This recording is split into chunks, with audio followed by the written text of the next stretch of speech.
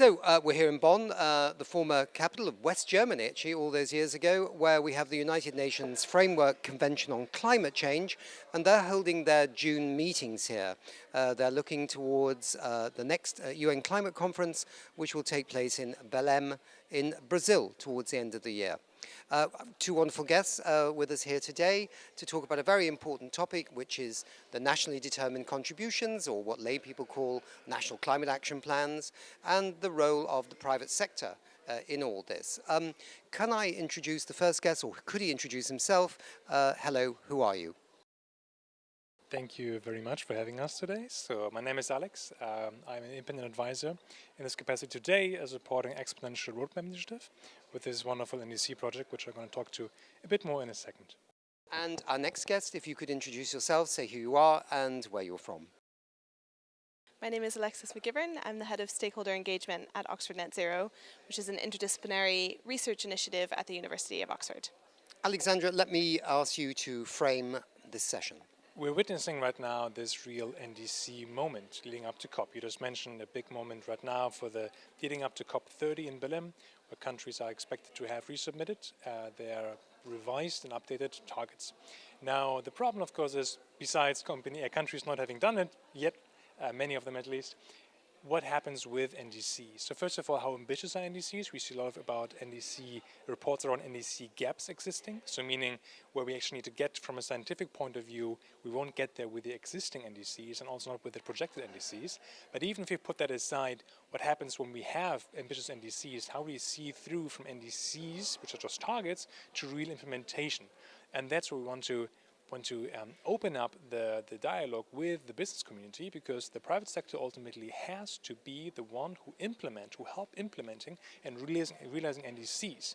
We can't really reduce emissions without also scaling solutions, and businesses have pretty much to do both sides, reducing and scaling. So how can we signal to the public sector that the business community is ready here and is willing and honestly would benefit from more ambitious NDCs and transition plans? So a real win-win outcome for aligning national and corporate transition plans. So, I mean, it's clear we've had NDCs just before Paris in 2015. I think we had another iteration of NDCs. We're on, I think, the third iteration of these, and it was always envisaged that they needed to ratchet up over time. But the role of the private sector, very, very important indeed. How do you perceive the private sector, in a sense, engaging in the NDCs? What's in it for them, but also what's in it for governments, and what's in it for our precious climate? That's a great question. So Alex has just spoken to the country landscape with the NDCs, and we work a lot on the non-state landscape, so the sort of rules and voluntary guidance that guide corporate but also other non-state actors like financial institutions or educational institutions like my own. And they play a really clear role in reinforcing each other's ambition. So if there's a very clear NDC that is a very clear role for the private sector in making sure that there are clear sectoral pathways that they need to follow, that there's clear expectations on what a good net zero target looks like, then we see the corporate sector responding to that. And similarly, we understand from the private sector that they depend on peer-to-peer sharing of information and rules and regulation that might come from other jurisdictions. So we might see some other jurisdictions that are slightly more ambitious or coming from more ambitious NDC environments that then can encourage them, especially if they're a multinational corporation. So we specifically focus on the rules and best practices given through net zero standards. So these are the standards against which companies are assessed for their net zero transition plans. And this year in particular, it's interesting that the NDCs are being revised this year because 3 of the major standards for net zero are also being revised between this summer and next summer. So we've just had one with the Science Based Targets Initiative, which is the largest validator of corporate climate targets in the world.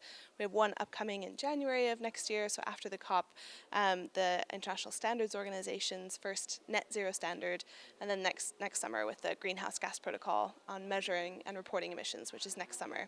So a moment to kind of look at the rules of the game on both sides, state and non-state actors. I mean, it's a complex moment that we're living through, right? We've got, one of the big actors on climate change reigning back right now. But that's no reason why other jurisdictions around the world can't push forward even harder. Do you think there's still an appetite for these net zero type of commitments by the private sector?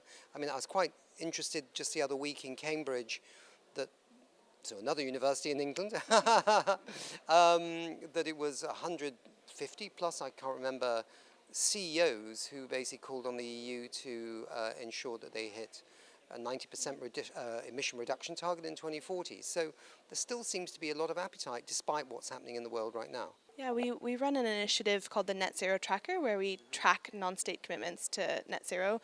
And we, for example, look at the 2,000 largest publicly listed companies in the world. And what we see year on year is more companies committing to net zero. The question then is, what does it mean to contribute to global net zero? Because there can be quite different interpretations of what a high integrity commitment would look like. So while we're really enthused to see this massive trend growing of commitments, as Alex has said, it's really now the implementation phase where the rubber meets the road on how we deal with sort of the tricky bits of net zero, including whether and how to use offsets, how we should be preparing for carbon removals, how we should be measuring and reporting emissions that have somewhat fallen outside of the purview of normal standards. For example, law firms, consulting firms, ad agencies, the work that they're doing to enable fossil fuel extraction is not very well captured within the net zero standards landscape. So trying to close as many loopholes as we can. But we are, to answer your question, very much seeing the trend of net zero commitments growing. I think there's some work by, is it Influence Map in London, where they've been looking at sometimes what companies commit to, but then what their CEOs go and say at conferences, which is sometimes a little bit different to what they seem to have down on paper. So, as you say, there are ways of looking at this at many, many different angles to see how maybe honest these commitments are by the private sector. What do you want to do with this initiative, Alexander? Where do you want to take it from here?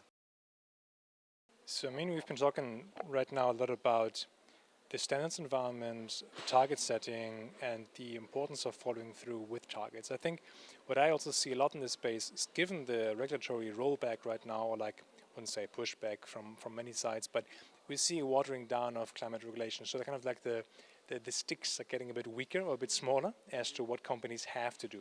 So I think now it's really turning it from, this never has been the end in itself, like getting companies to just disclose or set ambitious targets.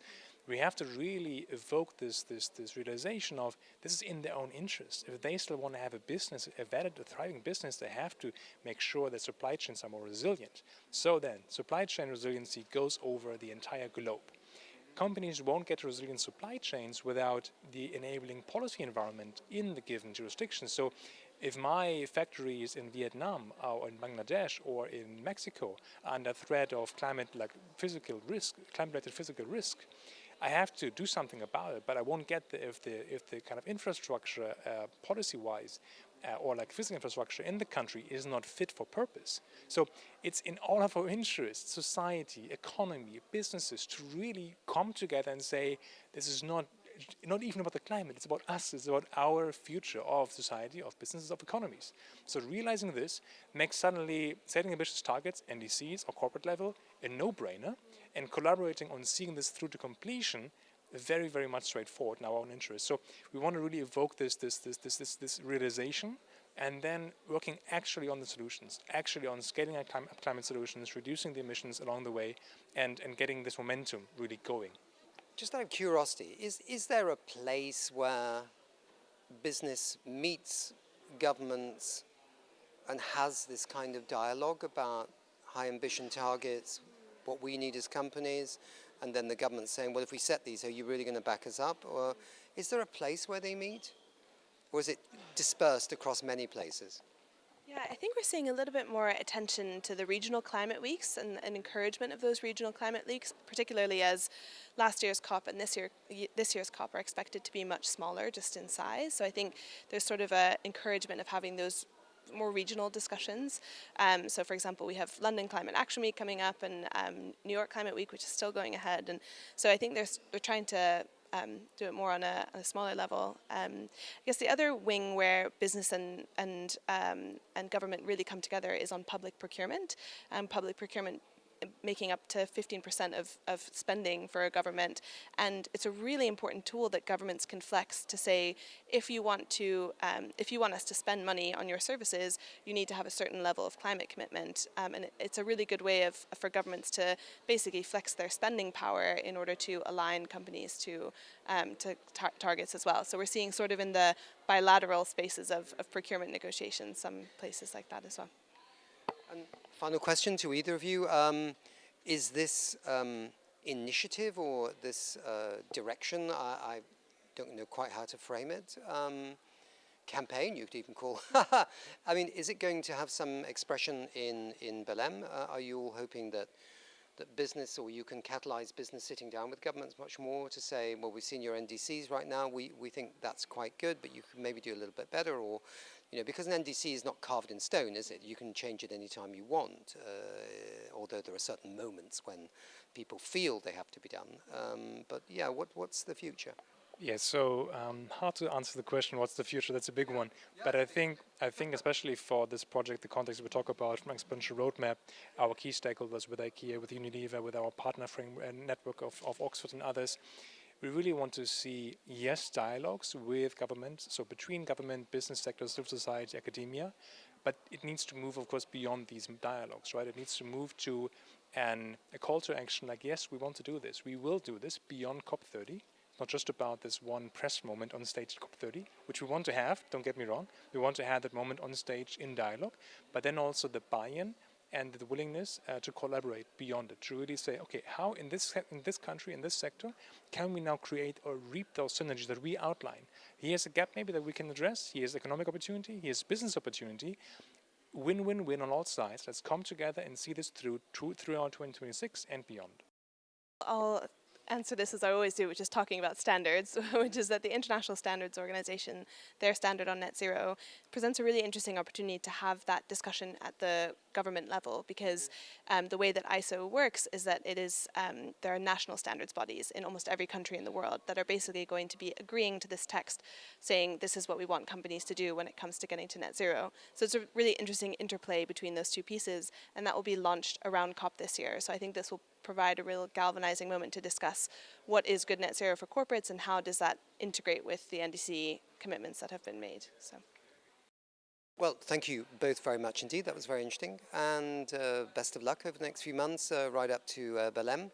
And we hope to be able to talk to you about this again and see how it's going. Okay, thank you.